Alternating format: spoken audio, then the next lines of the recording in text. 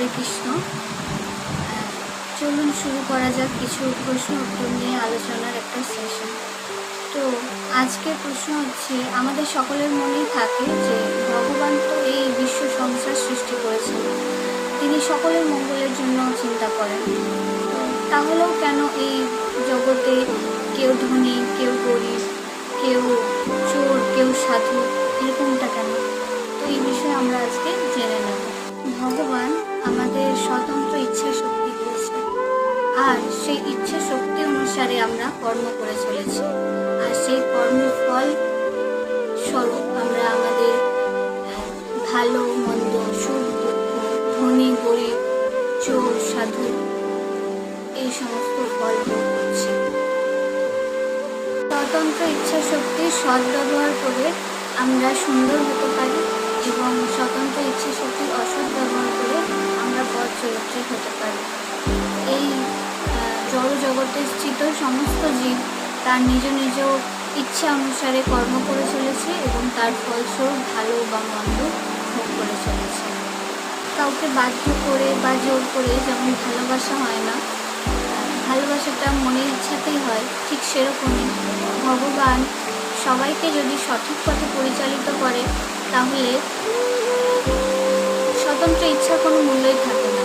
এমনকি কর্মের যে মর্যাদা বা মাহাত্ম্য, তার কোনো গুরুত্বই থাকবে না। ঠিক যেমন আলো এবং অন্ধকার, আলো এবং অন্ধকার আছে বলে আর আমরা আজকে আলোর মহিমা এবং অন্ধকারের যে দুঃখ, সেটা উপলব্ধি করতে পারি।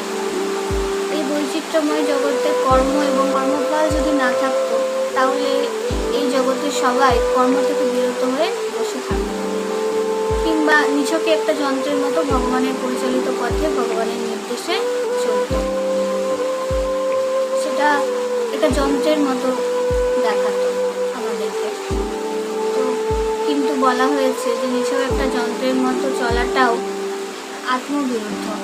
তাই হয় আমরা ভালো কিছু করে, ভালো কর্ম করে ভালো ফল পাবো, নতুবা মন্দ কর্ম করে মন্দ ফল পাবো। এই বৈচিত্র্যের মাধ্যমে থেকেই, এর মধ্যে থেকে আমাদের সুখের সন্ধান হয়ে যায়।